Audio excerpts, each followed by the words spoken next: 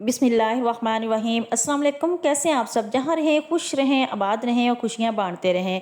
तो जिस तरह जब भी हम दूध की पतीली से दूध निकाल लेते हैं, जब हम इसे बॉयल करते हैं तो थोड़ा सा बहुत दूध जो है वो नीचे भी लग जाता है, और जब हम इसे निकालते हैं तो इसमें बहुत ज़्यादा बुवाई भी लगी होती है। तो इसको हमें ज़ाया नहीं करना चाहिए, तो क्योंकि इससे बहुत ज़्यादा हमारी इज़्ज़त की जो है वो ये बेकदरी होती है। तो आपने इसको इस तरह से कर लेना है कि जब भी हम आटा गूंथते हैं तो इस तरह से आपने इसमें आटा जो है गूंद लेना है थोड़ा बहुत। तो जितना आपको चाहिए आप आटा इसमें गूंद लें। तो इस तरह से जो रोटियां हैं वो अभी आपकी बहुत ही नरम बनेगी, और इस तरह से हमारा जो दूध है नीचे लगा वो भी ज़ाया नहीं होगा, जो बलाई होगी वो भी ज़ाया नहीं होगी। तो उम्मीद करती हूँ आपको मेरी ये टिप जो है वो बहुत ही पसंद आई होगी, और आपसे इससे जितनी भी रोटियां बनाएंगी आपकी बहुत ही मज़े की रोटियां बनेगी, और बहुत ही मज़े की नरम और फूली हुई रोटियां आपकी बनेगी। तो इस तरह से आपने इसको ज़ाया नहीं करना।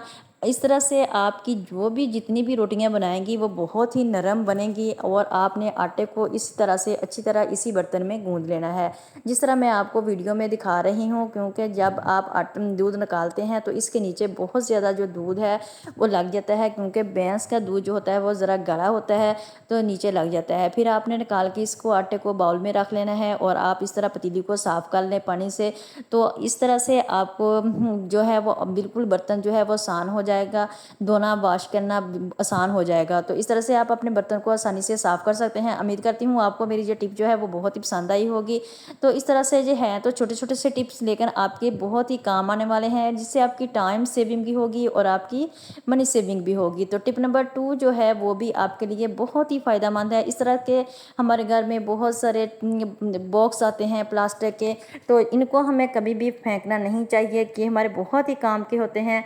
तो जैसे ही मेरे घर में इस तरह के बॉक्स आते हैं मैं इनको संभाल के रख लेती हूँ, कभी तो इनको किसी काम में ले आती हूँ। ये किसी कैंडीज़ वाले भी होते हैं, और बाज़ इसमें कोई ना कोई चीज़ आती रहती है। तो आपने क्या करना है, इस तरह इसमें होल कर लेना है, कोई भी आप इसमें निशान लगा लें, किसी चीज़ का भी आपने ढक्कन रख के इसके ऊपर निशान लगा लेना है। ये देखें जिस तरह मैं इस वीडियो में आपको दिखा रही हूँ कि किस तरह से मैंने इसके ऊपर छोटी सी डिब्बी रख के इसके ऊपर जो है वो दायरा सा बना लिया है, और फिर मैं इससे जो है वो किसी नाइफ़ की मदद से, या कोई नाइफ़ आप गर्म करके इससे आप इसके कट लगा सकते हैं, या अगर आपके पास कोई काविया वगैरह है तो उसकी मदद से आप इसको कट लगा सकते हैं। तो उम्मीद करती हूँ जो इस तरह से आप जो भी वीडियो देखें तो उसको पूरा देखें, और आपने इस तरह से इसको कट लगा लेना है। ये आपके बहुत ही काम की टिप है।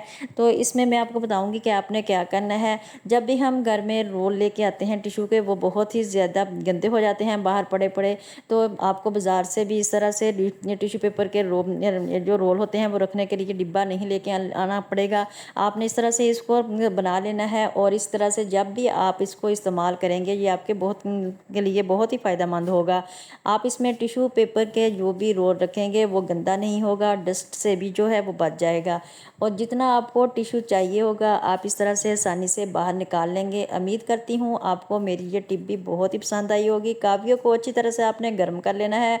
गर्म करने के बाद आपने इस तरह से इसको, जिस तरह से मैंने ऊपर निशान लगाया था, निशान लगा जहाँ जहाँ निशान लगाया था मैंने इसके ऊपर इस तरह से आपको जिस तरह वीडियो में दिखा रही हूँ इसी तरह से आपने इसको कट कर लेना है। तो फिर आपने क्या करना है, जब आपका एक साइड से आप इसको कट कर लेंगे तो फिर आपने सीज़र ले लेनी है। सीज़र की मदद से कर लें, या आप नाइफ़ की मदद से इसको इस तरह से कट कर लें। तो इस तरह से आपने इसको कट कर लेना है। फिर अब मैं आपको दिखाती हूँ कि मैंने वीडियो में किस तरह से इसके अंदर जो है वो रोल इसके अंदर रखा है। तो आपको टिश्यू पेपर निकाल के भी मैं लाइव दिखाऊंगी कि किस तरह से इसके अंदर से मैं टिश्यू पेपर जो है वो निकाल रही हूँ। तो इस तरह से मैं उम्मीद करती हूँ आपको मेरी वीडियो अगर पसंद आए तो आपने इसको लाइक भी करना है और शेयर भी कर देना है। तो इस तरह से आप जब भी हमें लाइक करते हैं तो लाइक करने से हमें बहुत ज़्यादा हौसला अफजाई मिलती है, और कमेंट बॉक्स में अपने ज़रूर आपने अपनी कीमती राय का इज़हार करना है। या ये देखें मैं जिस तरह रोल से अंदर से आपने इस तरह से इसका जो गत्ते वाला रोल होता है उसको निकाल देना है। तो निकालने के बाद फिर अंदर से आपने इसका जो सिरा होता है वो शुरू से अंदर से निकालना है। निकालने के बाद आपने इसको डिब्बे के अंदर रखना है। फिर अंदर वाले सिरे को निकाल के आपने बाहर वाली साइड पे रखना है, और ऊपर से आपने इसके ढक्कन लगा देना है। और जो मैंने होल किया है वहाँ से आप टिश्यू पेपर निकाल लें, और जितना आपको चाहिए होगा आप इसको इस्तेमाल करें। तो उम्मीद करती हूँ आपको मेरी ये टिप बहुत पसंद आई होगी। इस तरह से आपका बाकी रोल जो है वो गंदा भी नहीं होगा और ख़राब भी नहीं होगा और आपके पैसे भी ज़ाया नहीं होंगे। आपको बाज़ार से महंगे महंगे जो हैं वो इस तरह के डिब्बे लाने की ज़रूरत भी नहीं पड़ेगी।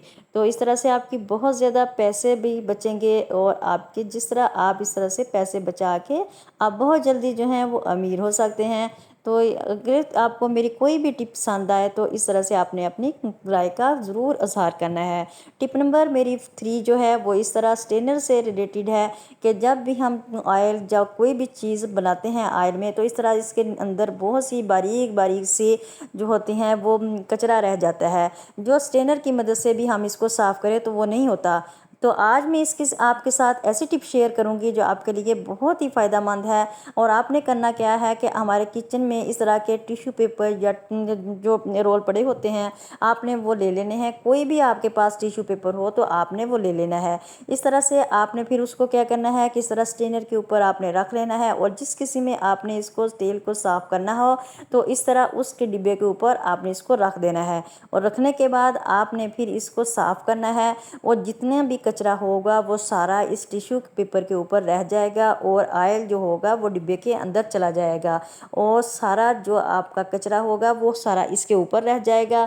इस तरह से बारीक बारीक जो ज़र्रे होंगे जितना भी कचरा होगा वो सारा टिश्यू पेपर के ऊपर ही रह जाएगा। तो आप इस तरह से अपने ऑयल को आसानी से साफ़ कर सकेंगे। जिस तरह मर्ज़ी अपने ऑयल को आप दोबारा इस्तेमाल कर सकते हैं, तो आपके लिए कोई भी परेशानी नहीं होगी। आप उम्मीद करती हूँ आपको मेरी ये टिप भी बहुत पसंद आई होगी। तो इस तरह से आपने अपने कमेंट बॉक्स में मुझे ज़रूर बताना है कि आपको मेरी कौन सी टिप पसंद आई है। ये देखें मैं आपको साफ़ करके दिखाती हूँ कि ये देख मैंने किस तरह से ऑयल को साफ़ किया है, कोई भी ज़र्रा इसके अंदर नहीं गया। और इस तरह से आप अपने ऑयल को साफ़ कर सकते हैं। टिप नंबर मेरी 4 जो है वो इस तरह चीनी से रिलेटेड है। जब भी हम किचन में चीनी को इस तरह डाल के रख देते हैं तो इस तरह से गर्मी के मौसम में या बरसात के मौसम में इसमें छोटी छोटी जो चुंटियाँ होती हैं वो अंदर चली जाती हैं। तो आपने इसको किस तरह से बचाना है कि आप क्या करना है, क्योंकि चुंटियाँ जो होती हैं वो छोटी छोटी निकालना बहुत मुश्किल होता है। आपने क्या करना है कि कोई भी छोटा सा टुकड़ा ले लेना है और टिश्यू का ले लें या आप कॉटन का ले लें और सिरका तो हमारे किचन में अवेलेबल ही होता है और सिरका लगा लेना है। और इस तरह आपने चीनी वाले डिब्बे के इर्द गिर्द नीचे सारे आपने सिरका लगा देना है। इससे कोई भी चुंटी हमारे चीनी में नहीं जाएगी और आपकी चीनी बिल्कुल महफूज हो जाएगी। इसके साथ ही अगर आप मेरे चैनल पर न्यू हैं, मेरे चैनल को लाइक सब्सक्राइब और शेयर लाजमी कर दीजिएगा। इसके साथ ही फिर मैं इजाज़त चाहती हूँ। अपना रखिएगा बहुत सारा ख्याल, दुआओं में याद रखिएगा। अल्लाह हाफिज़। चैनल को लाइक सब्सक्राइब और शेयर करना मत भूलिएगा।